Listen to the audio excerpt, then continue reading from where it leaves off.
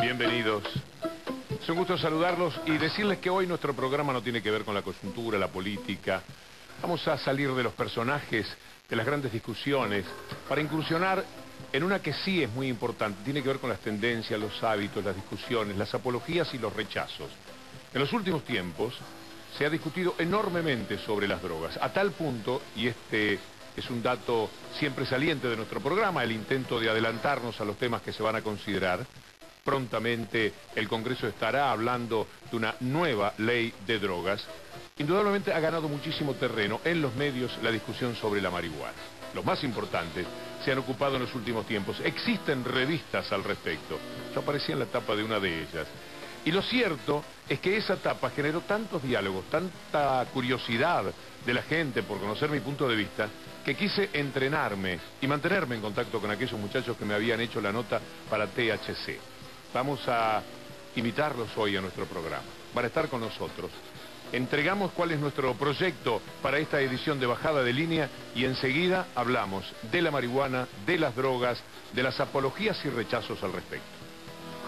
Hoy, en Bajada de Línea, despenalización del consumo de marihuana. En Argentina recién aparece en el año 1926 la primer prohibición de consumo de sustancias ilícitas. Antes de esto no había, la gente accedía en las farmacias. Debate parlamentario para una nueva ley de drogas. Vos tenés un cigarrillo de marihuana en la mano apagado y eso es tenencia, entonces te procesan y te inician una causa penal, pero si lo tenés prendido, es consumo, entonces no pasaría absolutamente nada. Usos, hábitos, pros y contras del consumo de la marihuana. Que muchas veces la gente compara el tabaco con la marihuana y dicen cuál de los dos es mejor.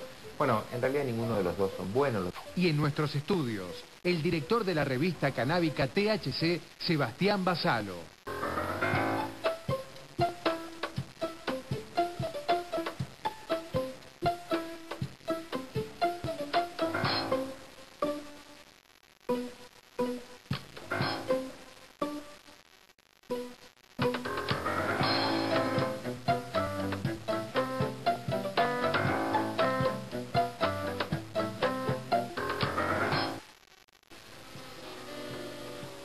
Me da mucho gusto recibir a Sebastián Basalo, que es el director de esta revista, que me pusieron en la tapa y desde entonces me he pasado dando explicaciones. Sebastián, bienvenido. Antes de empezar a conversar, me gustaría preguntarle a Julieta si de este tema la muchachada habla mucho. Sí, imagínate, por supuesto. Y además asombra mucho a veces el desconocimiento que hay, ¿no?, sobre el tema de la marihuana. Así que muy expectante estoy para saber qué dice Sebastián y por supuesto los informes que tenemos hoy en Bajada de Línea. El primero de esos informes tiene que ver con la denominación que se hace de la marihuana, cómo se la llama, cómo se la nombra, las formas que tiene de consumo. La flor del cannabis se puede consumir de varias formas. Fumándola en cigarrillos hechos a mano, en pipas, en vaporizadores, en bongs, en té y otras bebidas.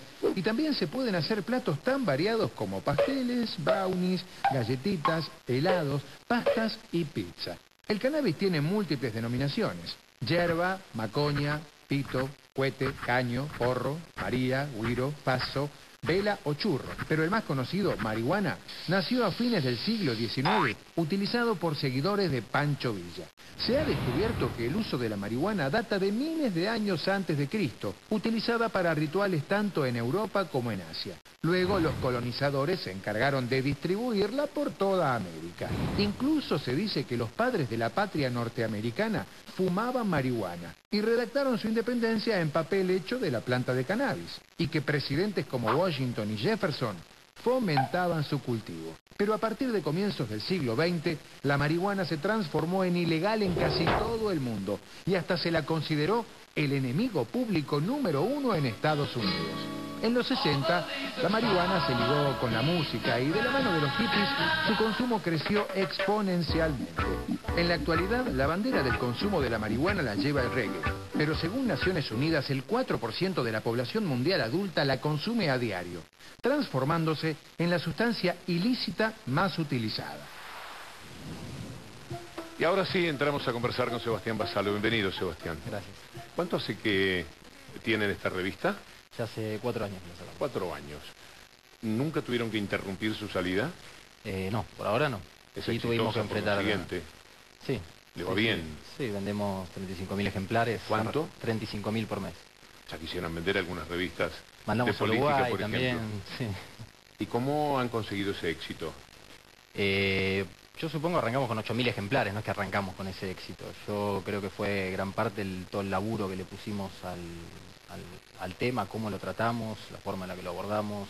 Fue muy difícil para nosotros lograr que figuras, por ejemplo, como vos, puedan salir hablando del tema, conversando libremente, manifestando incluso las angustias, ¿no?, que puedes tener por Una de esas me angustias que yo contabas te en la decía, entrevista. Sebastián, en el día de la nota era, ¿por qué yo no tengo problema en que si vos querés que fumes marihuana? Pienso que no, es grave, asumo que tenés todo el derecho del mundo y me angustiaría en cambio si yo detecto que uno de mis hijos fuma marihuana. ¿Qué lo atribuís? Creo principalmente la falta de información. Seguramente estás leyendo Clarín, La Nación, y eso muy bien a la información, a disponer de la información en la mano, no ayuda. Los titulares que vemos todos los días en esos diarios, de las drogas matan, la droga en singular, asociada generalmente al Paco, y a partir de ahí hacen una construcción donde meten todo en la misma bolsa, y te dicen, sí, las drogas matan. Y uno recibe y baja ese mensaje después de muchísimos años, hace más de 60 años que nos vienen bajando ese mensaje. A la par que no nos cuentan qué son esas drogas, no nos dicen qué drogas hay, qué hacen, cuáles son los riesgos, cuáles son los efectos que tienen esas drogas. Yo creo que hablar un poco más objetivamente del tema drogas en los medios de comunicación, además de que existan políticas públicas serias al respecto, que no las hay, ayudarían un montón a que personas como vos no, al menos pierdan ese miedo y pudieran encarar el tema. Miedo de ser un no poco más es miedo, libremente. es una cuestión que está en mi preconsciente, la angustia de lo incierto, lo que motiva que tenga esas dudas. Yo creo que las dudas las vas a tener, que te produzcan angustias porque no tenés la información necesaria para poder evacuarlas. De eso justamente habla esto. La marihuana tiene distintos efectos terapéuticos. Uno de ellos es la broncodilatación que produce, que pudiera ayudar a gente con problemas pulmonares como enfisema, como asma. Disminuye la presión intraocular y podría ser de efecto en aquellas personas que tienen glaucoma.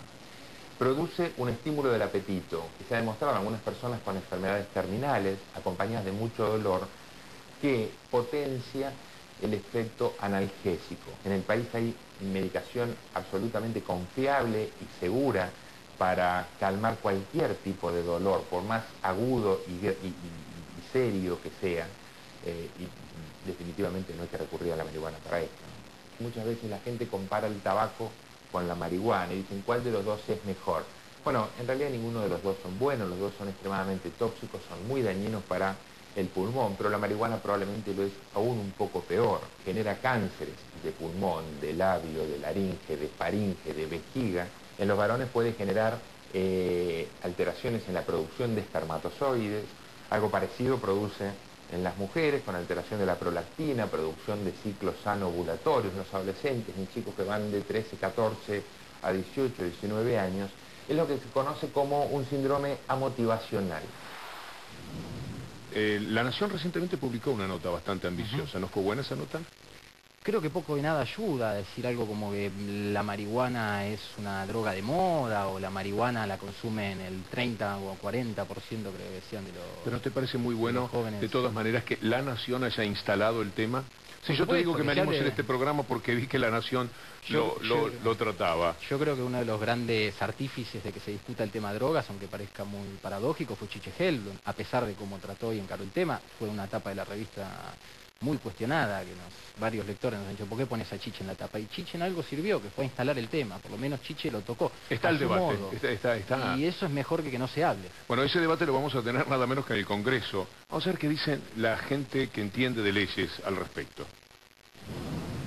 De la década del 70, en la cual se parifica a quien consume y no afecta a terceros como si fuese un potencial subversivo, por lo tanto por esta razón había que perseguirlo, pasamos al año 89, que en realidad es la década del 80 en toda la región, en la que se dice que toda persona que consuma es un potencial narcotraficante y que si criminalizo a esta persona, lo que hago es impactar en el centro mismo del narcotráfico. Lo cierto es que estamos en el 2010, la legislación sigue vigente, vemos que las organizaciones en las últimas décadas han crecido, el consumo creció, el comercio creció, los nichos de corrupción en las fuerzas policiales en toda la región han aumentado. La Corte Suprema de Justicia de la Nación resolvió que la tenencia de escasa cantidad de marihuana para consumo personal y sin riesgo para terceros no puede ser castigada.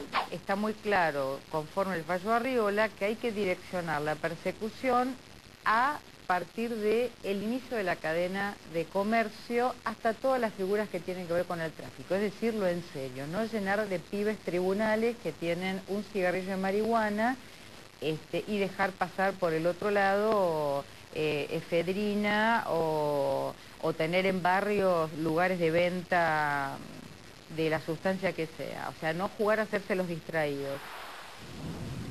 Si tenemos en cuenta que se inician alrededor de 12.000 causas por año por tenencia de drogas, de las cuales más de 10.000 terminan siendo consumidores de drogas, nos damos cuenta que el 80% del laburo en drogas que hizo la justicia federal fue persiguiendo a consumidores, con la consecuente plata que se dilapida, con la consecuente sobrepoblación carcelaria que hay de consumidores que están esperando poder demostrar que son consumidores. Las mismas cifras lo dicen. Y si nos atenemos al total, de más o menos hay 22.000 causas se inician en la justicia federal, en total, por distintos o diversos delitos, complejos obviamente. Si tenemos en cuenta que 10.000 causas son a consumidores, nos damos cuenta que el 45% de la fuerza que destinó la justicia federal a perseguir los casos y los delitos más complejos del país fueron a resolver si un pibe que tenía 2 porros encima, por ejemplo, era o no un narcotraficante. ¿Qué es las perspectivas en base a eso en el área de drogas? ¿Qué es lo que nosotros decimos? ¿Vos vas a ir a las audiciones, Nosotros hemos preparado junto a Victoria Donda un proyecto de ley propio que lo hemos presentado. ¿Qué le vas a decir a los diputados? Señores diputados, ¿qué?